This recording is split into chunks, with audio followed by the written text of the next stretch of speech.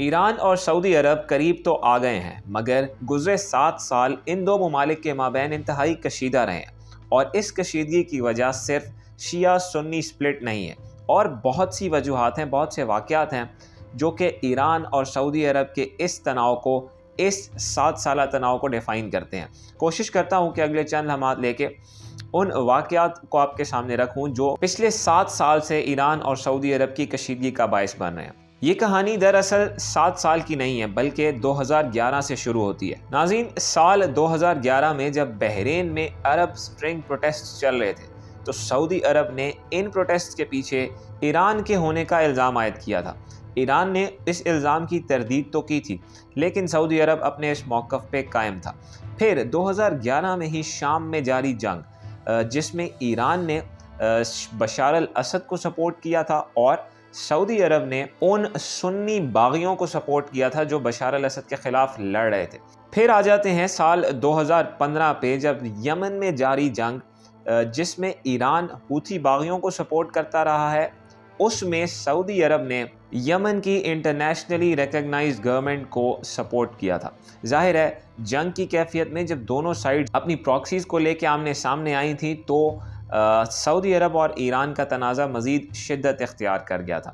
2015 میں ہی آپ کو یاد ہوگا کہ حج کے موقع پہ مکہ شریف میں بہت بڑا سٹیمپیڈ ہوا تھا، جس کے نتیجے میں تقریباً 2000 حجاج کرام شہید ہو گئے تھے۔ ان میں سے 400 ایرانی شہری تھے، اور اس کے بعد ایران نے سعودی عرب پہ الزام عائد کیا تھا کہ سعودی عرب کو حج کے موقع پہ مینجمنٹ کرنا آتی ہی نہیں ہے۔ یہ بھی اس کرائسس میں ایڈ ہو گیا تھا جو پچھلے 4 سال سے جاری و ساری تھا۔ پھر آتے ہیں سال 2016 پہ، جب سعودی عرب نے اپنی زمین پہ بسنے والے ایک شیعہ لیڈر نمر النمر کو ایگزیکیوٹ کیا تھا، ان گراؤنڈز پہ کہ یہ شیعہ رہنما سعودی حکومت کو بدترین تنقید کا نشانہ بنایا کرتے تھے۔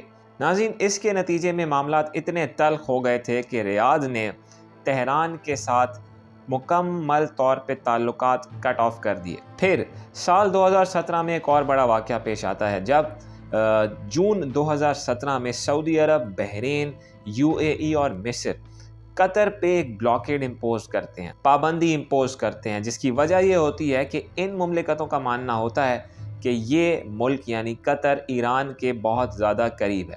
قطر اور سعودی عرب کے تعلقات جنوری 2021 تک اسی وجہ سے کشیدہ رہتے ہیں۔ پھر 2017 میں ہی ریاض کے انٹرنیشنل ایئرپورٹ پہ سعودی حکام ایک میزائل کو انٹرسیپٹ کر کے گراتے ہیں۔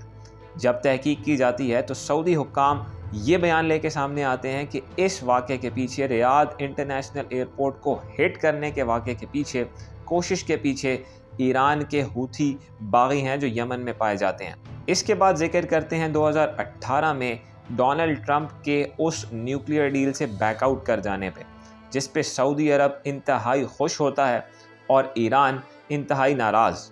سال 2020 پہ آ جاتے ہیں۔ اس سال کے آغاز میں جنرل قاسم سلیمانی کو بغداد کی سرزمین پہ ایک امریکی ڈرون سٹرائک ہلاک کرتی ہے، اور اس ہلاکت پہ جہاں ایران میں فضائے سوگ ہوتی ہے، سعودی حکام اس پہ جشن مناتے دکھائی دیتے ہیں۔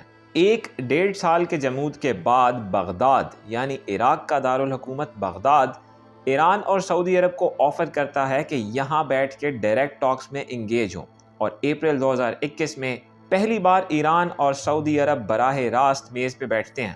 اس کوشش میں صرف عراق ہی نہیں بلکہ عمان بھی شامل ہوتا ہے۔ اگلے سال یعنی 2022 کے اختتام پہ چینی صدر ژی جن پنگ سعودی عرب کا دورہ کرتے ہیں، اور اس دورے پہ محمد بن سلمان سے اہم ملاقاتیں انجام دیتے ہیں۔ اس دورے کے چند ماہ بعد فروری 2023 میں ایرانی صدر ابراہیم رئیسی چائنا کا دورہ کرتے ہیں اور ژی جن پنگ سے ملتے ہیں، اور اس کے چند دن کے بعد یہ ڈیل سامنے آتی ہے کہ ایران اور سعودی عرب ڈپلومیٹک لیول پہ واپس انگیج کرنے جا رہے ہیں۔